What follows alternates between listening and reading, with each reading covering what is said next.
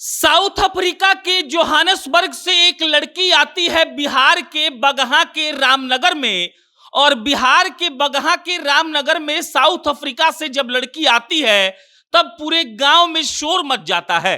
शोर इसलिए मचता है क्योंकि वो लड़की बहू बनकर बगहा के रामनगर में आने वाली थी और रामनगर के ही रहने वाले अमित उस लड़की से शादी करने वाले थे।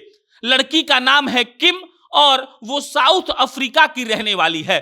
5 साल पहले जब रामनगर के अमित गए थे जोहानसबर्ग में नौकरी करने के लिए, तब उसी कंपनी में किम काम करती थी और दोनों को दोस्ती होती है पहले, फिर उसके बाद प्यार होता है। और जब प्यार परवान चढ़ता है तो दोनों ये निर्णय लेते हैं कि हमको साथ में रहना है और अब हम लोग शादी के पवित्र बंधन में बंध जाना चाहते हैं।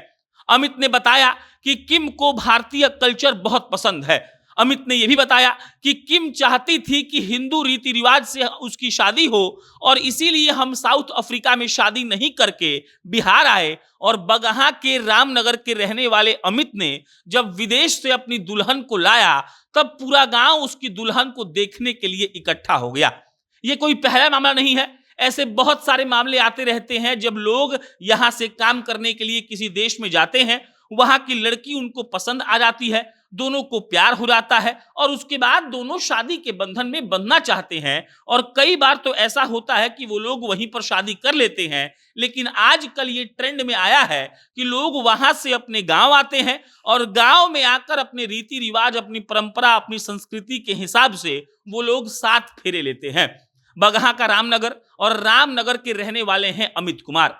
वो बतौर मार्केटिंग लीडर जोहानसबर्ग के कंपनी में काम करते हैं। 2013 में यानी कि 9 साल पहले वो गए थे, 10 साल पहले वो गए थे साउथ अफ्रीका और वहीं पर बतौर मार्केटिंग लीडर जिस कंपनी में वो काम करते थे उसी सेक्टर में काम करती थी किम।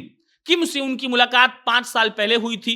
अब 5 साल पहले जब उनकी मुलाकात हुई तो पहले वो लोग दोस्त थे, दोस्ती से जब बात आगे बढ़ी तब प्यार तक पहुंची और उसके बाद दोनों ने एक दूसरे को शादी के लिए प्रपोज किया।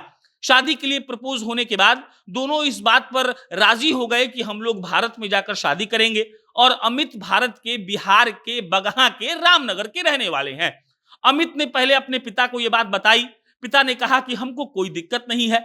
आजकल ये भी ट्रेंड में है कि माता पिता अपने बच्चों को रोकते नहीं है। पहले इंटरकास्ट शादियों को लेकर क्या होता था, क्या माहौल था, ये किसी से छुपा हुआ नहीं है।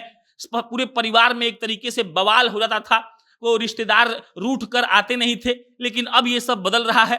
अब तो इंटर रिलीजन भी शादी हो रही है। अब हमको लगता है इंटर कंट्री भी शादी हो रही है।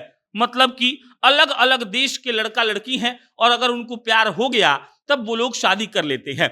अमित ने अपने पिता को जब बताया कि जोहानसबर्ग की एक लड़की उनको पसंद है तब उनके पिता ने कहा कि ठीक है, हमसे बात करवाइए। अमित ने पहले अपने पिता की बात उनकी होने वाली धर्मपत्नी किम से करवाई।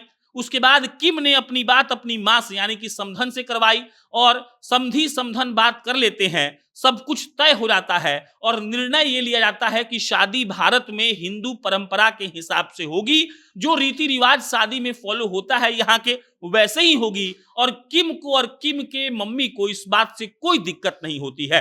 किम अपनी मम्मी के साथ आती हैं बिहार और बिहार के बगहा में उनकी शादी बुधवार को यानी कि परसों हो गई थी। अब किम चली जाएंगी जोहानसबर्ग, वहीं पर अमित नौकरी भी करते हैं। और किम ने भोजपुरी में यह भी बोला कि हम बिहार से मानी। उनका वीडियो सोशल मीडिया पर फिलहाल ट्रेंड कर रहा है।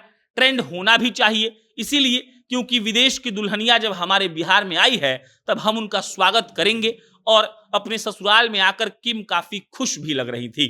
बाकी बिहार के लड़के बाहर जाकर बाहर की लड़कियों से शादी कर रहे हैं और बिहार के लोग इसको एक्सेप्ट कर रहे हैं। सामाजिक तौर पर यह भी बिहार की जीत है, बिहार के समाज की जीत है कि सब लोग अब उस तरीके से पिछड़ी सोच नहीं रखते हैं जिसके चलते कई प्रेमियों को दिक्कत होता है। बाकी इस पे आपकी क्या राय है कमेंट बॉक्स में बताइएगा। मेरा नाम प्रशांत है। बहुत बहुत धन्यवाद।